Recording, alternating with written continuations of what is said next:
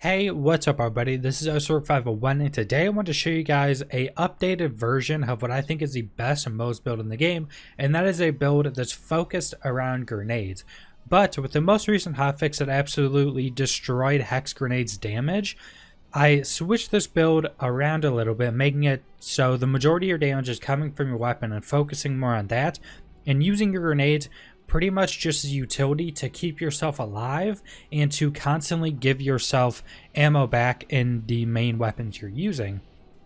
And since we're going to be using main rocket launchers get extremely strong with this build because of the ammo back. You don't get a ton of ammo back because it's not based off your magazine, but since you just get, say, one ammo back all the time, rocket launchers can still shoot their normal shot with one ammo, even if their normal shots would take like 6 ammo, making your rocket launchers be extremely strong with just getting a minimal amount of ammo back without being based off your magazine, which is what Moze's other ammo regen talents actually do. So first we're just gonna go straight into the talents, and the most important part is Demolition Woman. We have 5 out of 5 fire in the skag gun. When you do splash damage, you deal 50% additional incendiary damage on top of that, massive damage increase. We have 3 out of 3 means of destruction, which when you do a splash damage, you get ammo back and grenades back. And the reason this is pretty much the main thing we're actually using hex grenades for, one of them, is because hex grenades all are considered splash damage, but they deal damage to everything around it so quickly that it constantly procs means of destruction. So you're constantly getting grenades back, constantly getting ammo for your rocket launchers back. 4 out of 5 Torque Cross Promotion, which has a chance to double your splash damage radius. This is mainly to get lower in the tree.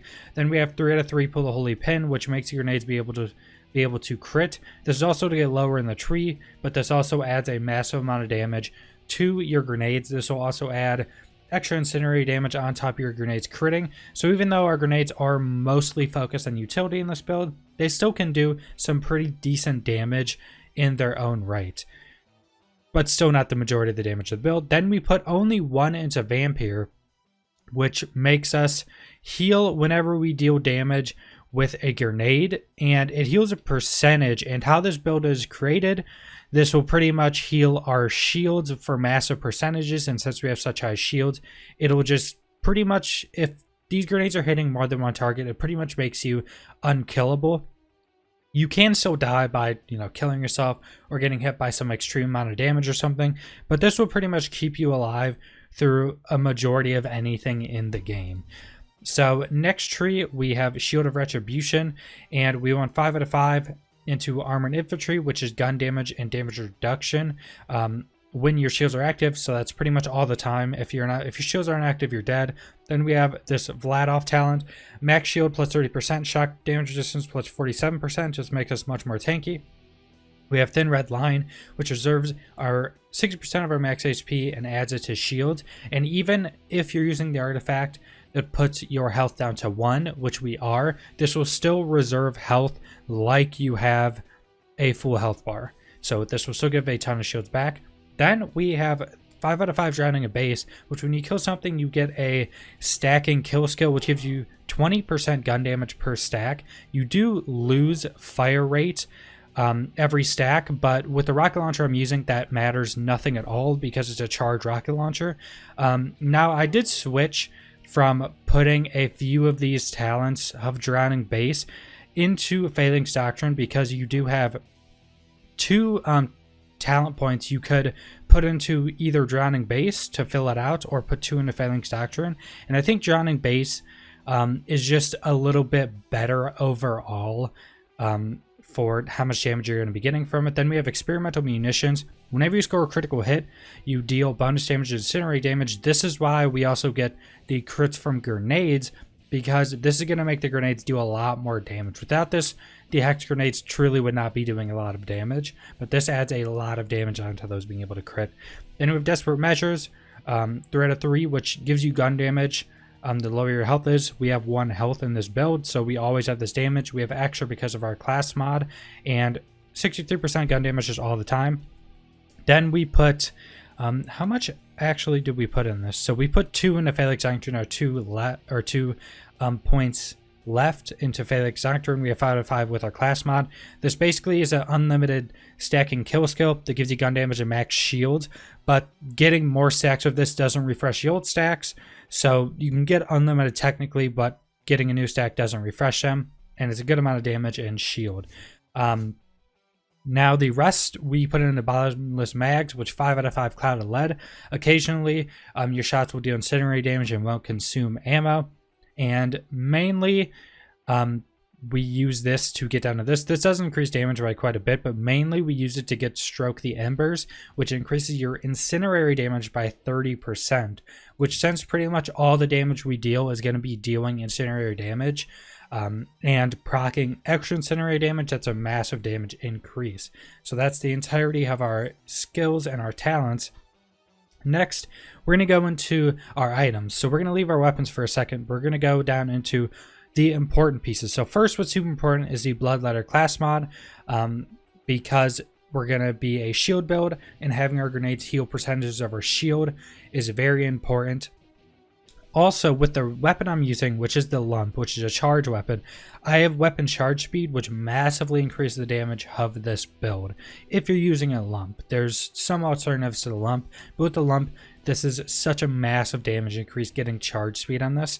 Now, I am using, since this build I'm mostly focused on doing Circles of Slaughter, I am using a Flesh Melter Deathless, which you need Deathless, which is the thing that puts you to 1 HP. And gives you 100% shield capacity, but I'm using Flesh Melter because it's a stacking corrosive damage increase when you kill stuff with a corrosive damage weapon. In the Circle of Slaughter, everything is armor, or a lot of stuff is armor, so I'm using a corrosive damage lump, which just makes this thing do so much damage. You could pretty much one-shot on Mayhem 3. You could pretty much start one-shotting the hardened badasses that have armor. You could pretty much start one-shotting with this thing stacked up. It's pretty crazy. Now you can switch this around depending on what you're doing. You can switch it to, say, Atom Bomb, which does more radiation damage. You can switch it to Elemental Projectiles or Elemental Projector if you are doing maybe boss kills and you want more damage with a specific element for a boss. There's some switching around with this, but you always need the deathless part of it. So for a grenade, we are using a Murtacular Hex. We're using the radiation variation because it's the best for Circle of Slaughter. You either want a Murtacular or a reoccurring, and you can get them in electric, as here. You can get them in radiation. You could get them in cryo. And the cryo ones are actually really strong now. If you're doing something that, isn't like an anointed that actually takes cryo damage, because with the nerf to the Hex, they actually increased the cryo efficiency of the cryo hex to like 1000%, so it freezes everything pretty much. It's pretty crazy, actually.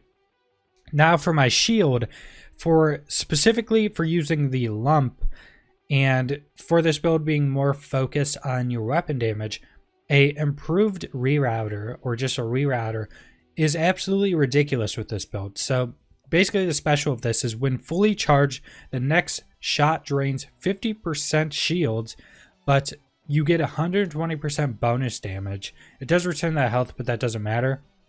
I have 25% capacity on this one for more capacity.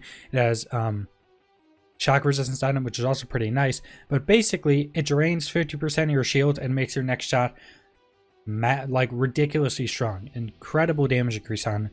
And with this build, since we're constantly throwing grenades, constantly healing big percentages of our shield, we get our shield back so quickly that we're constantly doing amp shots. And this is also kind of dangerous because you're draining 50% of your shield. You could pretty easily kill yourself. And you'll see in the video on my Circle of Slaughter, I do get downed, but I'm doing so much damage and killing stuff so quickly that if I get downed, I'm pretty much instantly back up. Just because if I shoot off one shot of my lump that just got 120% bonus damage increase, it's going to kill something. So even though it's quite dangerous, you're getting so much damage back that you're going to be killing stuff anyway. So that's all of our non-weapon items we're using. And for the main weapon, I'm using a lump, which if you don't know, this is the rocket launcher. I actually did a video on this. This is probably the strongest rocket launcher in the game, especially for Circles of Slaughter, trials, and stuff like that. Basically shoots out two big balls. that send lines to everything around it, that when those blow up, it sends explosives to everything. That does pretty big damage, actually. It does its base damage and then whatever damage increases it has. This can also crit. It can't hit crit spots, so it can crit. And it just hits everything in an area. And it consumes 6 ammo per shot, which is supposed to be its drawback. But since we're constantly getting ammo back that's not based off percentage of our magazine, we're just getting random ammo back. You can shoot this with 1 ammo and it still does the same thing. So it's absolutely ridiculous with this build. You'll see in the video, this is doing the vast majority of the damage. And you'll see I can just like one-shot hardened badasses with this some of the time. It's absolutely ridiculous. You can get lumps with every element and you can get ×2 on them. So, you know, try to look out for these, get these. And now if you don't have a lump or if you want to use something different, hives are also very, very good. Basically what hives do, they're not going to be as strong, but basically what hives do, they shoot out this that then shoots out a bunch of explosives. And since you can basically constantly shoot hives with getting ammo back, you'll have a bunch of these out at a time. These are also very good, but I do think the lump is a bit better. But the hive is still going to be very good. Also, with our amp shield, the hive does work on that correctly as well, so that's really good. But if you don't have a lump, go get a hive. The hive is from a specific rare enemy that you can look up if you need to go get it, which will make it much easier to get than a lump, possibly. But both are very good. I'd say the lump is better. So that's pretty much the entire build. This is, in my opinion, probably the best build for Circle of Slaughter and trial killing. I can get runs, pretty much every run I can easily do of the Slaughter Shaft I can get under 15 minutes. And I will have a full run of that at the end of the video that's under 15 minutes. It's close to 14 minutes, close to under 14 minutes, but not quite there. But anyway, subscribe if you want to see more Borderlands 3 content. Leave a like if you liked the video. Leave a comment down below what you think about this build. If you have any questions about where to get any of these items, any questions about the build or anything like that, leave it in the comments. I'll try to reply to everybody, and thanks for watching.